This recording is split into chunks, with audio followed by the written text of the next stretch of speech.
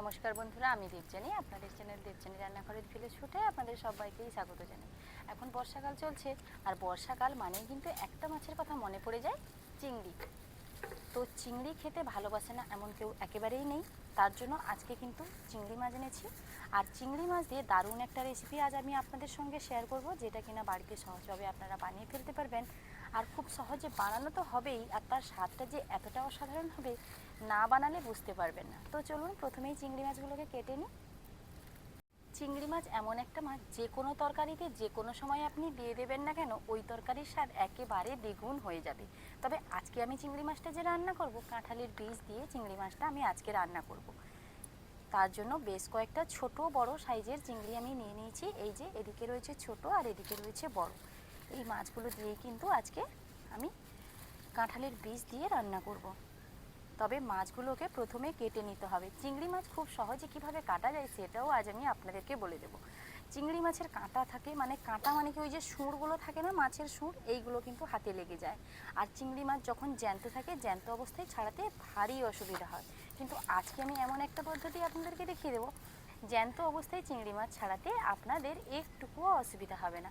এই যে দেখুন, এখানে আমি একটা পাতিলেবু কেটে নিয়েছি, আর এই পাতিলেবুটা থেকে চিংড়ি মাছের রস দিয়ে দেবো। পাতিলেবুর রস চিংড়ি মাছের মধ্যে দিয়ে দেবো, মানে কয়েক ফোঁটা রস যদি আপনি দিয়ে চিংড়ি মাছটাকে গুলে দেন না, দেখবেন মানে 1 কিলো 500 যত চিংড়ি মাছ নেবেন, একদম অল্প সময়ের মধ্যেই কিন্তু কাটা হয়ে যাবে চিংড়ি মাছগুলোকে। তার জন্য আমি এখানে পাতিলেবুর রস দিয়ে দিচ্ছি মাছের মধ্যে।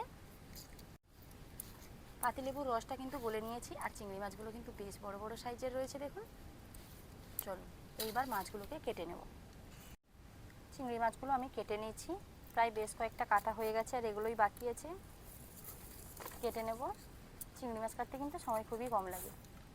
রান্নাঘরে এসে উনুনটা ধরিয়ে কড়াইটা প্রথমেই বসিয়ে দিলাম।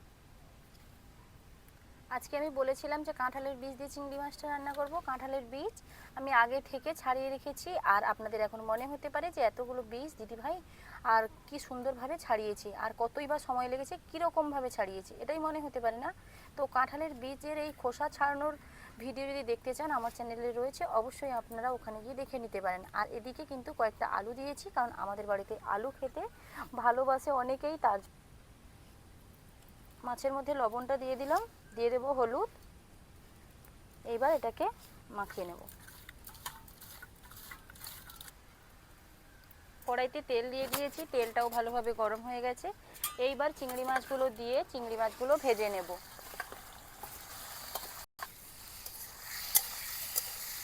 চিংড়ি মাছগুলোকে খুব বেশি লাল নয়, আবার খুব বেশি নরম নরম থাকবে সেরকম নয়, মোটামুটিভাবে ভেজে নেব চিংড়ি মাছগুলোকে। চিংড়ি মাছটা না ভাজলেও চলে, তবুও একটুখানি ভেজে নিচ্ছি চিংড়ি মাছটা। চিংড়ি মাছটা ভাজা হয়ে গেছে, ভাজা হতে না হতেই চিংড়ি মাছ প্রেমিক চলে এসছে, আমাকে একটা দাও। তো এইবার কড়াই থেকে চিংড়ি মাছগুলো একটা থালার মধ্যে নামিয়ে নিচ্ছি। কড়াইতে তেল দিয়ে দেব কাঁঠালের বীজ আর আলু ভাজার জন্য।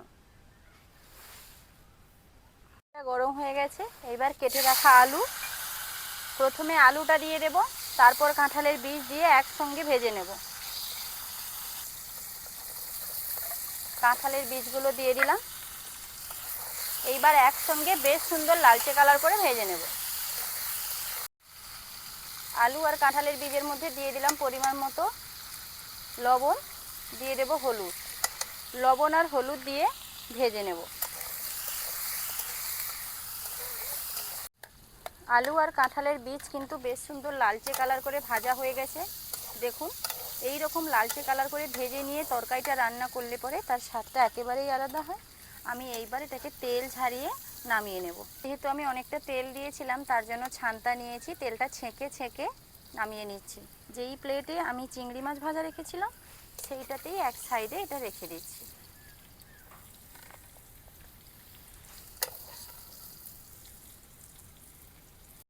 তরকারিটা রান্না করার জন্য আবারও কিছুটা তেল আমি দিয়ে দিলাম।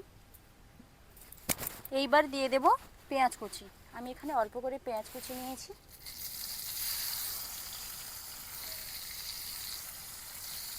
পেঁয়াজটাকে জাস্ট একটু ভাজা ভাজা করে নেব।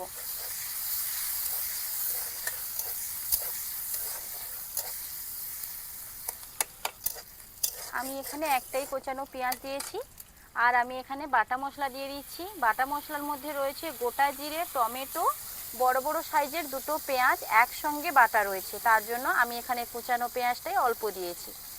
বাটা পেঁয়াজ আর কুচানো পেঁয়াজ সব কিছু একসঙ্গে দিলে পরে না তার স্বাদটা আলাদা হয়। শুধু বাটা দিলে তার স্বাদ আলাদা, শুধু কোচানো দিলেও তার স্বাদ আলাদা হয়, তার জন্য আমি দুটোকে মিলেমিশে দিয়েছি। এইবার এটাকে কিছু সময় ভাজা ভাজা করে নেব। পেঁয়াজটাকে আমি ভালোভাবে ভাজা ভাজা করে নিয়েছি, দেখুন কীভাবে তেল ছাড়া ছাড়া ভাব হয়েছে। আর ঠিক এই সময় আমি গুঁড়ো মশলা অ্যাড করব। দিয়ে দেবো হলুদ গুঁড়ো, ঝালের জন্য দিয়ে দেবো লঙ্কার গুঁড়ো, আর দিয়ে দেবো একটুখানি লবণ। খুব বেশি লবণের প্রয়োজন নেই, কারণ আমি পরিমাণ মতো লবণ প্রায় দিয়েই দিয়েছি। এইবার গুঁড়ো মশলাগুলো তেলের সঙ্গে একটুখানি নাড়াচাড়া করে নেব। এইবার দিয়ে দেবো জল, যাতে মশলাটা ভালোভাবে কষানো হয়। মশলাটা ভালোভাবে কষানো হয়ে গেছে, তেল ছেড়ে ছেড়ে গেছে। ঠিক এই সময় ভেজে রাখা আলু আর কাঁঠালের বীজ একসঙ্গে দিয়ে দিচ্ছি। কষানো মশলার সঙ্গে এইবার আলু আর কাঁঠালের বীজ 2 থেকে 3 মিনিট মতন কষিয়ে নেব। তবে হ্যাঁ, উনুনের আঁচটা এই সময় মিডিয়াম রাখতে হবে। হাই আঁচে দিলে পরে কড়াইতে নিচে লেগে যাওয়ার সম্ভাবনা থাকে। তবে 2-3 মিনিট ধরে কষিয়ে নিই, তারপর জলটা দেব। ভালোভাবে কষিয়ে নিয়েছি, দেখুন কড়াই থেকে ছাড়া ছাড়া হয়ে গেছে। দেখুন এই যে দেখুন, ঠিক এই সময় দিয়ে দেব জল। মিক্সির জারটা ধুয়েই আমি জল দিয়ে দিলাম। এইবার এটা কিছু সময় ফুটবে, তারপর দেব চিংড়ি মাছ। ঝোলটা ভালোভাবে ফুটে গেছে, দেখুন এইবার ভেজে রাখা চিংড়ি মাছ দিয়ে দিচ্ছি। আরও 3 মিনিট মতো ফোটার জন্য সময় দেব। কতটা সুন্দর রেডি হয়েছে দেখুন, চিংড়ি মাছ দিয়ে কাঁঠালের বীজ দিয়ে তরকারি। এই দেখুন, আর এগুলোকে কিন্তু খুব বেশি ঝোল ঝোল খেতে ভালো লাগবে না, জাস্ট একটু গ্রেভি থাকবে, খেতে ভালো লাগবে। তার জন্য ঠিক সেরকমভাবেই কিন্তু রান্নাটা করেছি। দেখুন এখন বর্ষাকাল চলছে, কাঁঠালের বীজও বাড়িতে আছে, আর চিংড়ি মাছ তো অ্যাভেলেবল পাওয়া যাবে। ঠিক এরকমভাবে রান্না করে গরম গরম ভাতের সঙ্গে পুরো পরিবারের জন্য পরিবেশন করুন কাঁঠালের বীজ আর চিংড়ি মাছ দিয়ে তরকারি। রেসিপিটা দেখতে কতটা সুন্দর হয়েছে নিশ্চয়ই দেখে আপনারা বুঝেছেন। আর এটা দেখতে যতটা সুন্দর, খেতে তার থেকেও অনেক বেশি সুন্দর। তবে এই রেসিপি আপনাদের ঠিক কীরকম লাগলো কমেন্ট করে জানাতে ভুলবেন না। দেখা হচ্ছে আবার নতুন কোনো রান্নার রেসিপি নিয়ে। ততক্ষণ সুস্থ থাকুন, ভালো থাকুন। ভিডিওটা এখানেই শেষ করছি, টাটা।